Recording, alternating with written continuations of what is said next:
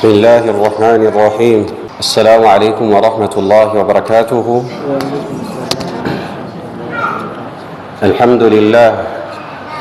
الحمد لله الذي أنزل على عبده الكتاب ولم يجعل له عوجا وجعله نورا وهدى وشفاء ورحمة للمؤمنين. أحمده سبحانه وأشكره وأتوب إليه وأستغفره وأشهد أن لا إله إلا الله وحده لا شريك له القائل إن هذا القرآن يهدي للتي هي أقوم. وأشهد أن محمدًا عبده ورسوله المبعوث بالقرآن هدى ورحمة للعالمين، صلى الله عليه وعلى آله وصحبه أجمعين ومن تبعهم بإحسان إلى يوم الدين. وبعد، أوصيكم ونفسي المقصرة أولا بتقوى الله عز وجل، فهي وصية الله للأولين والآخرين. قال الله تعالى بعد الاستعاذة والبسملة: ولقد وصينا الذين أوتوا الكتاب من قبلكم وإياكم أن اتقوا الله. أما baada ya hayo, ndugu zanguni Waislamu, tuanza kumshukuru Allah subhanahu wa ta'ala na kumtukuza yeye ambaye aliishusha Qur'ani kwa mja wake ambaye ni mtume wetu Muhammadin sallallahu alayhi wasallam. Kaishusha Qur'ani hii ili iweze kuwa ni nuru kwetu sisi wafasi wake Muhammad sallallahu alayhi wasallam, na iweze kuwa ni uongofu na iweze kuwa ni shifa na rehma kwa waumini watakaoiamini. Na muhimidi nikimtukuza sawa na cheo chake, na nikimshukuru pia, na vile vile nikimwomba msamaha kutokana na makosa yangu, na vile vile nashuhudia kwamba hakuna mala apasaye kuabudiwa kwa haki isipokuwa yeye peke yake, ambaye ni umoja, hana mshirika katika uungu wake. Allah subhanahu wa ta'ala ndani ya Qur'an anasema ya kwamba inna hadha alquran, hakika Qur'ani hii, yahdi lillati hiya aqwam, itakuwa yenye kuwaongoza watu ambao watakaoifuata. Kwa hiyo ndugu zanguni Waislamu, mada yangu ya leo ambao nimekuandalieni, tutazungumzia kunako kitabu hiki kitukufu ambacho ni Qur'an, maneno yake Allah subhanahu wa ta'ala. Kwa hiyo unwani ya mada leo ni atamassuku bilqurani alkarimi wa atharuhu fi hayati almuslim. Tutazungumzia kuhusu kushikamana na Qur'ani tukufu, vile vile na athari utakazozipata wewe utakapokuwa umeshikamana na Qur'ani hii katika maisha yako ya hapa duniani, pia na katika maisha yako ya katika kaburi, pia hata maisha yako ya baada ya kutoka katika kaburi, ambayo ndio maisha ya siku hiyo ya Kiyama. Kwa hiyo kama tulivyosikia, Allah subhanahu wa ta'ala amekwisha tueleza kwamba hakika Qur'ani hii itakuwa yenye kuwaongoza watu ambao watakaoifuata. Kwa hiyo unataka kuongoka katika maisha yako, unataka kuongokewa katika mambo yako, ni wewe ujilazimishe na kushikamana na Qur'ani hii tukufu, kwa kuwa Allah peke yake ndiye aliyetueleza hayo. Lakini kabla ya kuendelea, ningependa nitoe nasaha kwangu pia na kwenu nyie, ambayo ni nasaha Allah subhanahu wa ta'ala katunasihi sote kwa pamoja. Nasaha hii ameelekeza kwa viumbe wake ambao ni binadamu, pasina kuangalia makafiri wala waliokuwa Waislamu. Kwa hiyo ni vyema tuwe tukikumbushana nasaha hii. Allah subhanahu wa ta'ala ndani ya Qur'an anasema kwamba walaqad wasayna alladhina utul kitaba min qablikum, hakika tuliwahusia wale ambao waliopewa kitabu huko kabla yenu, ambao ni Mayahudi na Manasara. Zama hizo Allah ameitoa nasaha hii kwa kuelekeza kwa watu hao, lakini Allah kama endelea anasema kwamba wa iyyakum, na nyie pia tukao wenye kuwanasihi nasaha hii ambayo ni anittaqullah, muwe wenye kumwokopa Allah subhanahu wa ta'ala. Kwa hii ndiyo nasaha au wasia pekee kutoka kwa Allah subhanahu wa ta'ala kuelekeza kwa viumbe vyake, tuwe wenye kumwokopa na kumcha Allah subhanahu wa ta'ala popote tulipo, kwa kuwa ikiwa tutamwokopa na kumcha Allah subhanahu wa ta'ala, basi ndiyo kufaulu kwetu katika maisha yetu haya duniani, na baada ya sisi kutoweka katika dunia hii, na hata baada ya kufufuliwa siku hiyo ya Kiyama. Kwa hiyo nakuhusieni na saha hii pasina kuisahau nafsi yangu, sote tujilazimu kunako kumcha na kumwokopa Allah subhanahu wa ta'ala, wakati wa usiku, wakati wa mchana, tukiwa mbele za watu, tukiwa peke yetu.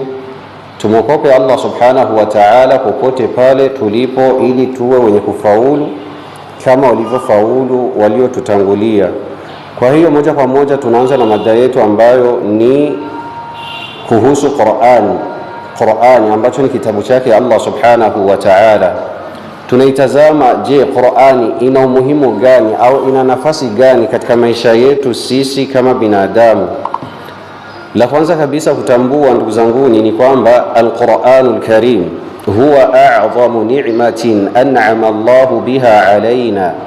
Qur'ani hii tukufu ambayo tunayoiona mbele ya macho yetu ni neema iliyokuwa kubwa ambayo Allah subhanahu wa ta'ala katujalia sisi umma huu. Bimaana neema kubwa ambayo sisi tuliokuwa nayo ni maneno yake haya ya Allah subhanahu wa ta'ala, ambayo Allah kayashusha kupitia mtume wake sallallahu alayhi wasallam, ili yaje kutuongoza na kutuelekeza kunako mwongozo uliokuwa mzuri, ili tuweze kufaulu katika dunia yetu pia na katika akhira yetu. Kwa hiyo Qur'ani hii huwa kalamullah, ni maneno yake Allah subhanahu wa ta'ala. Man tamassaka bihi naja, yeyote atakayeshikamana na maneno haya, bimaana atakuwa mwenye kufaulu na kufuzu katika dunia yake, sio katika dunia yake tu, bali katika mambo yake yote.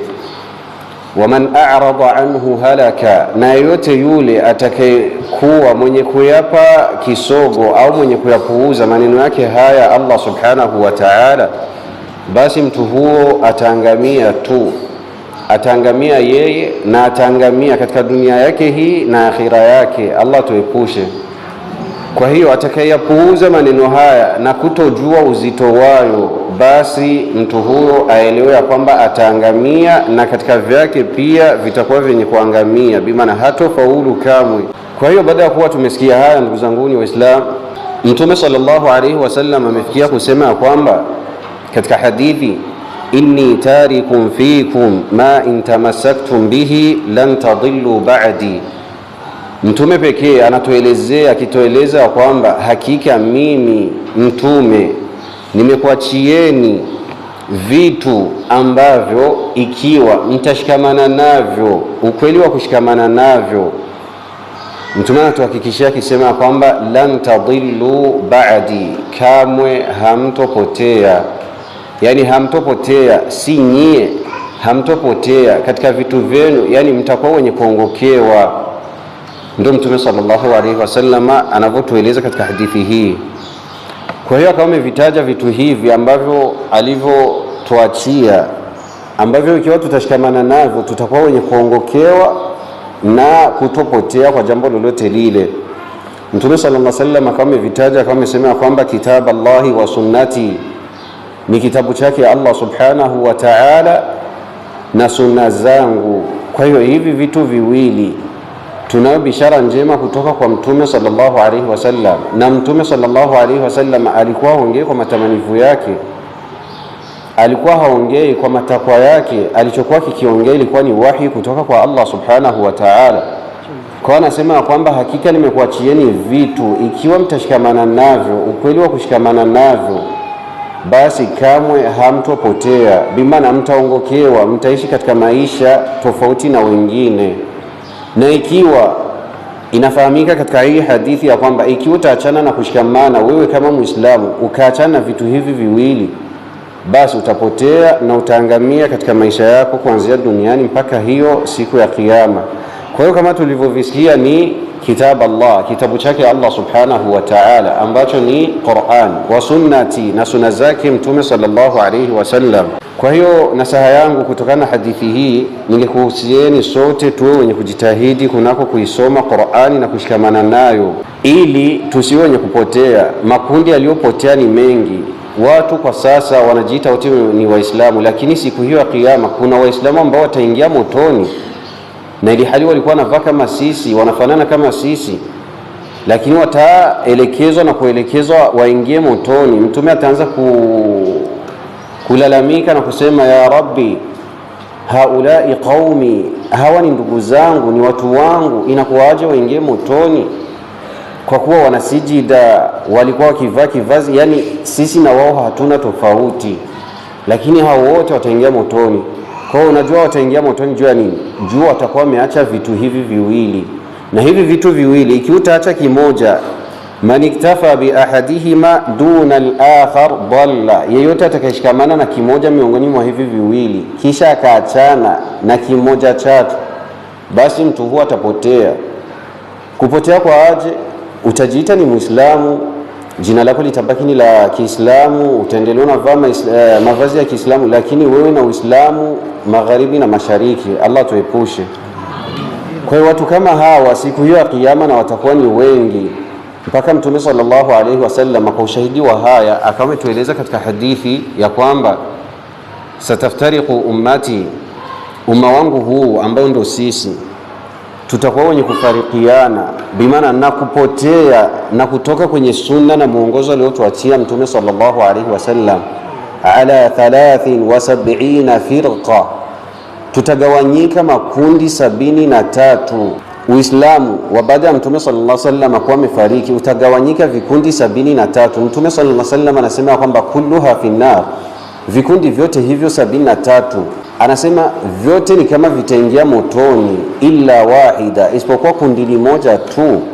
Mtume sallallahu alaihi wasallam akawa amelibainisha kundi hilo, akawa amesema kwamba ni lile kundi ambalo litashikamana na yale ambayo mimi niliyowaachia, yale ambayo ni muhimu ndanimo, ambao ndio Uislamu sahihi kutoka kwa Mtume sallallahu alaihi wasallam, na Uislamu ambayo aliotuachia kuanzia masahaba mpaka watoto wa masahaba na sisi wafuasi wake. Lakini tangu Mtume sallallahu alaihi wasallam kufariki pamepita miaka 1000 na zaidi, miaka 1477 mpaka leo. Kwa hiyo tukiangalia ni muda mrefu. Kwa hiyo Uislamu umepanuka dunia nzima, sasa hivi pamejaa Waislamu. Lakini je, muhimu sio wewe kujiita Muislamu, muhimu ni wewe kujiangalia, utasalimika? Hauko miongoni mwa hivi vikundi 72 ambavyo vitaingia motoni? Je, utakuwa uko katika kile kikundi ambacho Mtume sallallahu alaihi wasallam amekieleza kwamba ni kikundi cha watu wa peponi? Kwa hiyo ukitaka ujue ya kwamba wewe haumo, tizama, je, unashikamana na Qur'ani na Sunna? Unaishi kama gisi Allah alivyotaka na mtume wake? Ikiwa utagundua hauishi kama gisi Allah na mtume wake wanavyotaka, basi wewe tambua kwamba tayari umekwishapotea. Sababu tumesikia atakayeachana na kimoja miongoni mwa hivi vitu viwili, kitabu chake Allah subhanahu wa ta'ala na sunna zake Mtume sallallahu alaihi wasallam, basi mtu huwa atakuwa amepotea.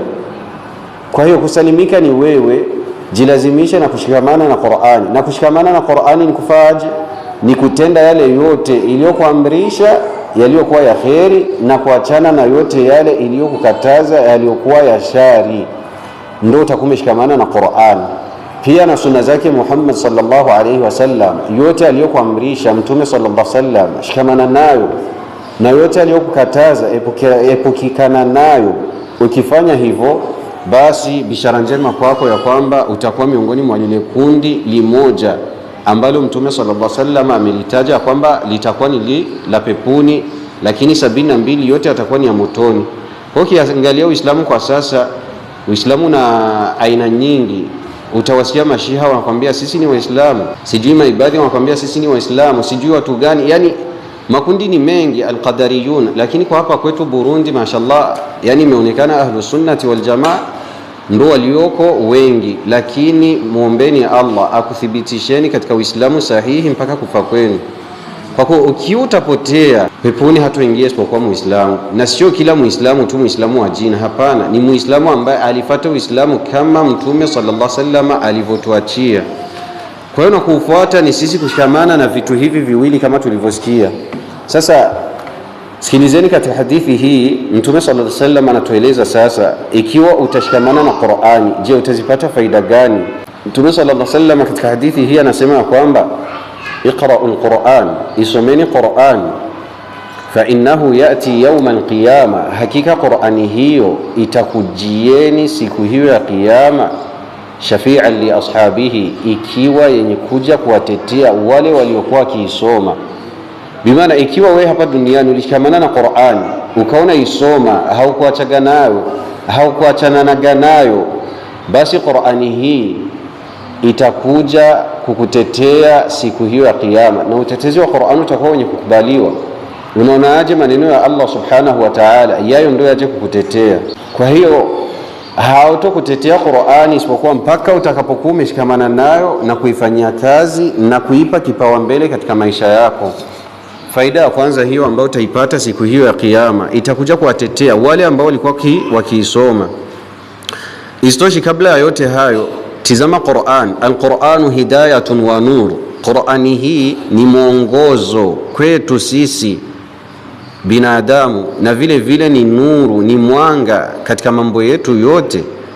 Kunataka kuongoka, usiwe mwenye kupotea, shikamana na Qur'ani. Na unataka uangaziwe, uwe mwenye nuru katika maisha yako, uwe mwenye khairi na baraka katika maisha yako, ni wewe kushikamana na Qur'an. Al-Qur'anu nurun yahdi lillati hiya aqwam, kama tulivyosikia kwamba Qur'ani hii ni mwanga, inakuwa yenye kuwaongoza wale ambao watashikamana nao ukweli wa kushikamana nayo. Wa yuniru tariqa almuslimi fi hayatihi kulliha.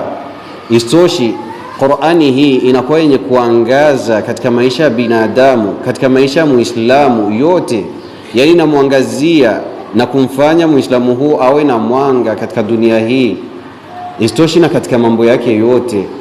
Kwa hiyo ndugu zangu ni Waislamu, haina haja ya watu kwenda kwa washirikina, kwenda kwa wapiga vipande, kwenda kwa matapeli, wanaenda wanawala hela zenu, ya kwamba ngoti mnaenda kusafisha nyota zenu, sijui mnakwenda kuangaliliwa, msimu mmechezewa, pasiwi mkono wa fulani. Haya yote ni nyie mmeendea kwa kuwa mmeacha muongozo aliokuachieni Mtume sallallahu alaihi wasallam.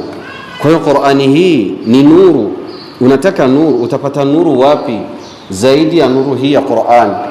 Utapata muongozo wapi na kuangalia na kuweza kuongokewa na kuangaziwa katika mambo yako kinyume na Qur'ani wapi? Kwa hiyo Qur'ani hii inakuwa yenye kukuangazia. Una biashara yako itatembea tu. Una mambo yako yatakwenda vizuri tu. Una kizazi chako kitaelekea, yani nuru ya maisha utakuwa nayo kwa kushikamana kwako na Qur'an. Kwa hiyo ndugu zangu Waislamu, Allah anathibitisha haya akisema ndani ya Qur'ani ya kwamba qad ja'akum min Allah, hakika imekujieni kutoka kwa Allah subhanahu wa ta'ala, nurun, imekujieni nuru kutoka kwa Allah subhanahu wa ta'ala, wa kitabun mubin, na kitabu kilichokuwa wazi, kitabu ambacho ni kitukufu. Kwa hiyo tizameni, Allah naeleza pekee, anasema kwamba imekwisha kujieni nuru kutoka kwa Allah subhanahu wa ta'ala. Nuru ipi hapa? Nuru inayokusudiwa ni Mtume sallallahu alaihi wasallam. Kabla ya Mtume kuja kwake, Uislamu ulikuwa kama vile haupo. Watu walikuwa wanaishi katika enzi za jahiliya, walikuwa ni wafisadi wa hali wa kupindukia. Lakini baada ya Mtume sallallahu alaihi wasallam kuja na kutumwa, Uislamu dunia hii iliweza kuangaza na kuwaka nuru. Kutokana na ujio wa Mtume sallallahu alaihi wasallam, watu waliongoka. Mkitaka kuyaelewa haya, tizameni masahaba asili yao walikuwa sio Waislamu, lakini tizameni mpaka leo hii sahaba mmoja akitajwa sote tunasema radhiyallahu anhu, Allah amridhie. Waliweza kupata nuru na uongofu kutoka kwa Mtume sallallahu alaihi wasallam. Kwa nini? Walimfuata kwa kuwa ni nuru kutoka kwa Allah subhanahu wa ta'ala. Kwa hiyo Allah anatueleza kwamba hakika imekujieni nuru kutoka kwa Allah subhanahu wa ta'ala, lakini nuru hiyo sisi hatukuidiriki, mimi na nyie. Lakini sio hiyo tu, Allah kama ameendelea anasema wa kitabun mubin, na kitabu kilichokuwa wazi, kitabu chenye kuwaongoza kitukufu ambacho ni Qur'ani. Sisi na mimi na nyie tumebaki na kitabu hiki. Bimaana nuru ya kwanza Mtume sallallahu alaihi wasallam baada ya kutoweka kwake, na ndio ile hadithi alipotuelezea, ikiwa mtashikamana navyo baada ya mimi kufa kwangu, lan tadillu, hamtopotea. Kwa hiyo ndugu zangu ni Waislamu, tujitahidi kushikamana na Qur'ani, ukweli wa kushikamana nayo, kwa kuwa Qur'ani hii Allah anaendelea kiisifu ya kwamba sasa yahdi bihi Allahu man ittaba'a ridwanahu subul salam. Hakika Allah subhanahu wa ta'ala anawaongoza watu kupitia Qur'ani hii, wale ambao watakaoifuata na kutafuta ridha zake Allah subhanahu wa ta'ala, basi Allah anasema atawaongoza subula salam, katika njia za kuokoka, yani katika njia za kufaulu. Kwa hiyo ndugu zangu ni Waislamu, unataka kufaulu katika dunia yako, unataka kuongokewa katika dunia yako, ni wewe uweze kushikamana na Qur'an. Unataka uishi maisha yaliyokuwa mazuri duniani mpaka kesho hiyo katika kaburi yako, mpaka siku hiyo ya Kiyama, shikamana na Qur'an.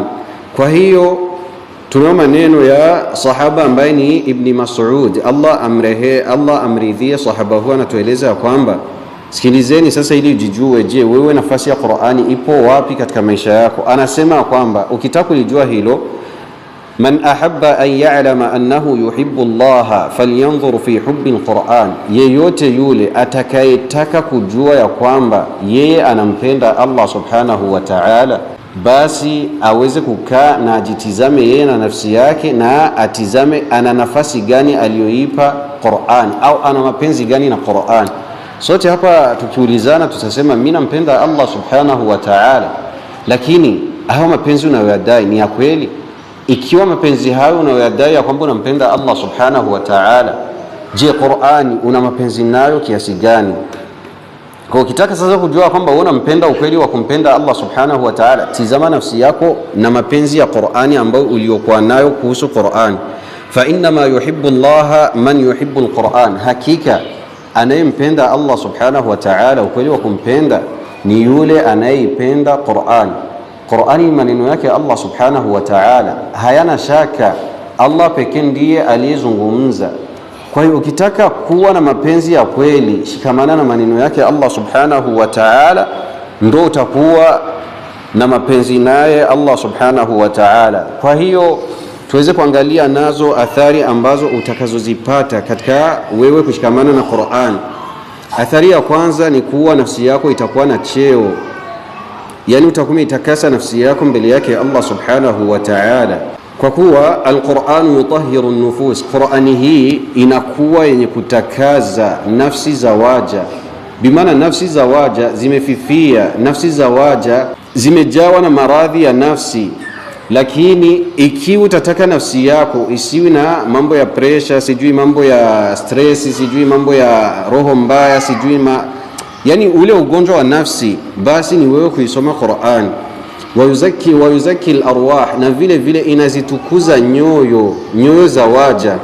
Ukitaka nyoyo yako iwe yenye kutukuka mbele yake Allah subhanahu wa ta'ala, shikamana na Qur'an. Wayuallimuna al-akhlaq al-azima, istoshi Qur'ani hii inakuwa yenye kutufunza tabia zilizokuwa njema. Unataka uishi ukiwa na tabia njema, basi shikamana na Qur'ani hii tukufu. Kwa kuwa Mtume sallallahu alaihi wasallam kama alivyosifika Aisha mke wake Allah mridhie, aliulizwa, je, Mtume maisha yake alikuwa ni aje, tabia zake zilikuwa ni aje? Aisha Allah mridhie, sahaba huwa kama amejibu ya kwamba kana khuluquhu al-Qur'an, tabia yake Mtume sallallahu alaihi wasallam ilikuwa ni Qur'an. Yani tabia yake alikuwa Mtume sallallahu alaihi wasallam akifuatana na yote yale ambayo Qur'ani iliyoamrisha na kuachana na yote yale ambayo Qur'ani iliyokataza. Kwa hiyo na wewe ukitaka uonekane una tabia njema, una tabia nzuri, shikamana na Qur'ani. Qur'ani itakufunza.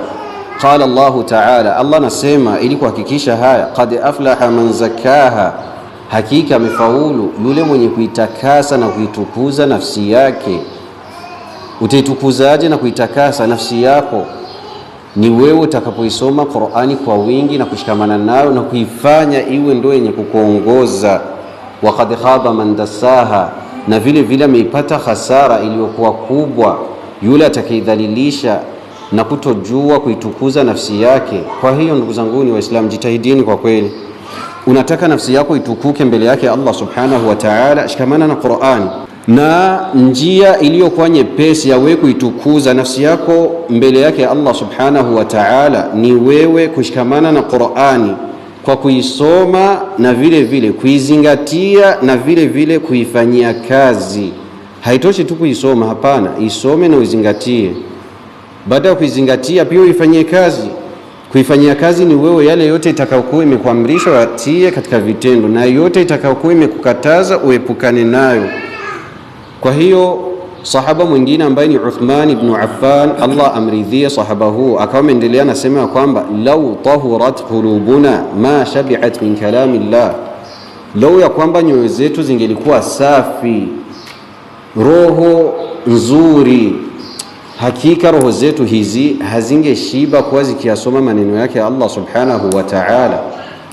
Lakini tujiangalie mpaka leo kushindwa kuisoma Qur'ani. Hivi leo tukiulizana mimi na nyie, lini tumeisoma Qur'ani? Leo mpaka sasa kuna wengine hawajashika hata mashafu, hawajasoma Qur'ani tangu jana juzi kuendelea, wengine mpaka mwezi kabisa. Ni kwa kuwa tuna roho ngumu, roho ambazo zimejawa na yale maradhi ya nyoyo. Kwa hiyo lau ya kwamba nyoyo zetu zingelikuwa safi nzuri, kiukweli tusingeshiba kuwa tukiyasoma maneno yake Allah subhanahu wa ta'ala, na tungelihisi utamu wa zaidi, yani tusingelihisi chochote kile kitamu kuliko maneno yake Allah subhanahu wa ta'ala. Lakini kwa kwetu na nyoyo zilizokuwa ngumu ndo kumetufanya sisi tuwe mbali na kuisoma Qur'ani hii. Kwa hiyo ndugu zangu ni Waislamu, jilazimishe kuisoma Qur'ani kwa hali yoyote ile, lakini tambua kwamba laysa almatlubu mujarrada tilawati alqur'ani bialsinatina. Lengo tu sio wewe kukaa unaisoma Qur'ani kwa ndimi yako, hapana, hii haijatosha. Bal an na'mala bihi fi hayatina kulliha, bali ni sisi tuwe wenye kuitendea kazi katika maisha yetu yote haya duniani mpaka kufa kwetu. Qala Allah ta'ala, sikilizeni Allah anavyotueleza kunako Qur'ani hii. Allah anasema kwamba kitabun anzalnahu ilayka mubarakun liyadabbaru ayatihi waliyatadhakkara ulul albab. Allah anasema kuhusu Qur'ani hii ya kwamba kitabun, ni kitabu, anzalnahu ilayk, tulikishusha. Allah anajitukuza, anaongelea kiuwingi. Allah anasema hakika hicho ni kitabu tulichokishusha kwako ewe Mtume Muhammad sallallahu alayhi wasallam. Sifa yake ya kwanza, mubarakun, ni kitabu chenye baraka. Mubarakun ni kitabu chenye baraka, liyadabbaru ayatihi, kwa wale ambao watakaokuwa wakitekeleza na kuzingatia aya zinazopatikana ndani ya kitabu hicho. Waliyatadhakkar ulul albab, na vile vile kitakuwa chenye kuwakumbusha wale wenye akili wanaotaka kukumbuka. Ukitaka kujua asili yako vizuri, wewe binadamu, na wewe ni nini katika dunia hii, basi utakapoisoma Qur'ani utaelewa, na utaelewa baada ya wewe kutoweka duniani hapa utaishi katika hali gani. Yote haya Qur'ani ndio itakukumbusha. Na ukitaka kuijua siku hiyo ya kiyama utakuwa nafasi gani au hali ya siku hiyo ya kiyama, ni kupitia Qur'ani ndio utapata uhakika wa siku hiyo ya kiyama. Kwa hiyo mazingatio na makusudio ya Qur'ani hii kushushwa sio kuisoma pekee kama tulivyosikia, bali ni sisi kuweza kuizingatia na kuweza kuifahamu, na baada ya kuifahamu tukaweza kuitendea kazi. Lakini tusisahau ya kwamba ni kitabu mubarakun, chenye baraka, ai kathirul khairi wal baraka, kitabu ambacho kina khairi zilizokuwa nyingi na baraka zilizokuwa nyingi. Kwa hiyo ndugu yangu Muislamu, unataka uwe na khairi na baraka katika maisha yako, sio kwenda kwa waganga, kwa wapiga vipande, kwa washirikina, kwa wafumu, hapana, bali hao wanakuletea ni mabala na majanga na mitihani na nuksi katika maisha yako, na Allah hajaridhia hilo. Ikiwa Allah atakuchukua ukiwa huko, basi jua kwamba utakuwa umeangamia, utakuwa umeikosa dunia yako na akhira yako, kama kisha Allah alivyosema kwamba Allah anasamehe madhambi yote kwa wale anaowataka, lakini hayuko tayari kumsamehe yule yote atakayemshirikisha. Na tukiangalia upande wa shirki, wengi walioingia na kuzama ni kina mama. Allah kunusuruni. Kwa jiepusheni, Qur'ani na watosha. Ndugu zangu ni Waislamu, mnataka baraka katika mambo yenu, katika kizazi chenu, katika maisha yenu, shikamanini na Qur'an. Mnataka khairi zilizokuwa nyingi, shikamanini na Qur'an, kwa kuwa yote vimepatikana ndani ya Qur'ani hii na ni nuru. Kwa hiyo ndugu zangu ni Waislamu, akawa ameendelea mwingine ambaye ni Al-Hasan al-Basri. Huu nani mmoja miongoni mwa waja wema, anasema kwamba inma unzila al-Qur'anu liyu'mala bihi, hakika Qur'ani hii imeshushwa kwa mtume wetu Muhammadin sallallahu alaihi wasallam, ili iwe yenye kufanyiwa kazi, iwe yenye kutendewa, yani kuwekewa kwenye vitendo. Lakini masikitiko, fatakhadha an-nasu qira'atahu amadan, watu wakawa wamechukulia kwamba kuisoma ndio kuifanyia kazi. Hapana. Kwa jitahidi ukiisoma, kila amri uliyoisikia ifanyie kazi, na kila katazo uliyoisikia basi achana nayo. Kwa hiyo tuangalie upande sasa wa sisi kuweza kuihama Qur'ani. Imekuja tahadhari iliyokuwa kali kuhusu yule ambaye atakaihama Qur'ani na kuitenga na kuiweka mbali katika maisha yake. Tahadhari iliyokuwa kali, tahadhari yenye kutisha. Kwa hiyo nakutahadharisheni ndugu zanguni Waislamu, kunako kuihama Qur'ani na kuiweka mbali, si kwa kuisoma au kwa kuizingatia au hata kwa kuitendea kazi. Faqad shaka an-nabiy sallallahu alayhi wasallam qaumahu yawm al-qiyamati faqala, hakika itafikia siku hiyo ya Kiyama, Mtume sallallahu alaihi wasallam atakuja kushtaki umma wake, wafuasi wake siku hiyo ya Kiyama. Siku hiyo ya Kiyama Mtume sallallahu alaihi wasallam atakuja kuwashtaki wafuasi wake ambao ndio sisi umma wake, atakuja kuwashtaki ushtaki uliokuwa mbaya. Kwani ni mpaka Mtume sallallahu alaihi wasallam alikuwa ni rehema kwa ulimwengu wote, aje kuwashtaki watu, na ushtaki wa Mtume sallallahu alaihi wasallam ni ushtaki yani mbaya, ushtaki ambao unatisha, hawezi kusalimika kwa kuwa ni mtume wake Allah subhanahu wa ta'ala. Kwa hiyo atakuja kushtaki. Allah anatuelezea haya ndani ya Qur'ani kwa kutunukuu na hali hiyo ya siku hiyo ya Kiyama, kuhusu wale ambao watakaoihama na kuiweka mbali Qur'ani. Allah anatueleza katika Qur'ani ya kwamba waqala ar-rasulu ya rabbi, siku hiyo ya Kiyama Mtume sallallahu alaihi wasallam ataita na kumwambia ya rabbi, ewe Mola wangu, inna qaumi, hakika miongoni mwa wafuasi wangu. Bimaana sio wote, kuna watu ambao wameshikamana na Qur'ani na kuiweka mbele kwa kila kitu katika maisha yao hapa duniani, lakini hii itakuwa ni special kwa wale ambao walioihama na kuiweka mbali Qur'an. Atasema inna qaumi ittakhadhu hadha al-Qur'an, hakika baadhi ya watu miongoni mwa umma wangu wameichukulia Qur'ani hii mahjura, ya kwamba ni kitu kisichokuwa cha thamani, yani wameiweka mbali yao. Na ndio maana tukiangalia, wallahi pasina kufichana, kila mtu hapa angalie, je, siku ngapi ambazo zinapita hajashika Qur'ani? Na misahafu imejaa ndani ya nyumba zetu. Siku ngapi ambazo zinapita, tuache hata simu zimekuja hivi, kila mtu anamiliki simu. Kuna aplikasyon za simu, kuna aplikasyon za Qur'ani ziko ndani ya simu yako. Unaifungua mara ngapi? Wengine wala hawana ta. Kwa hiyo ndugu zangu ni Waislamu, tujitahidi kuweza kushikamana na Qur'ani, ukweli wa kushikamana nayo. Lakini na aina za kuihama Qur'ani ni aina nyingi. Kuna kuihama kwa kutoisoma, na kuna kuihama kwa kutoisikiliza, na kuna kuihama kwa kutoifanyia kazi, na kuna kuihama kwa kutoizingatia, na kuna kuihama pia kwa kuto kujitibia kupitia Qur'ani hii. Jitizame yote haya, je, unayo au na wewe uko miongoni mwa hizi aina zote za kuihama Qur'ani hii? Kwa hiyo ndugu zangu ni Waislamu, kama tulivyosikia Qur'ani hii, ikiwa utakishikamana nayo, basi na yenyewe haitokuacha, si katika kaburi, si mpaka siku hiyo ya Kiyama, itakuwa pamoja na nyie. Kwa kumalizia, kutokana na muda, labda ningemalizia na hadithi moja kutoka kwa Mtume sallallahu alaihi wasallam. Anatueleza kwamba siku hiyo ya Kiyama, yuqalu li sahibi al-Qur'an, siku hiyo ya Kiyama ataambiwa yule ambaye alikuwa akisoma Qur'ani, iqra wartaqi, soma Qur'ani na wewe mwenye kupandishwa daraja. Peponi kuna daraja ndugu zangu ni Waislamu, na kila daraja moja na nyingine ni usawa na wa mbingu na ardhi kama gisi tunavyoona. Kwa hiyo peponi patakuwa ni daraja, watu hawatakuwa sehemu moja, watakuwa tofauti sawa na matendo yao. Kwa hiyo ataambiwa yule ambaye alikuwa akisoma Qur'ani ya kwamba iqra, soma Qur'ani, wartaq, na uweze kupandishwa daraja, fa inna akhira manzilatik inda akhiri ayatin taqra'uha, hakika sehemu yako ya mwisho katika pepo ni ile sehemu sawa na mwisho wa aya yako utakayoisoma. Kwa hiyo jitizameni ndugu zangu ni Waislamu, pepo iliyokuwa bora ni pepo ya Firdaus, na sote tunaitaka hiyo pepo. Je, unaitaka? Kama unaitaka, basi jilazimishe kuisoma Qur'ani. Usitosheki na hicho kidogo ulichokuwa nacho, sababu utakuwa ukisoma unapanda mpaka pale kitakapoishia, lakini utawaona wenzako wanasoma na ndio wanazidi kupandishwa.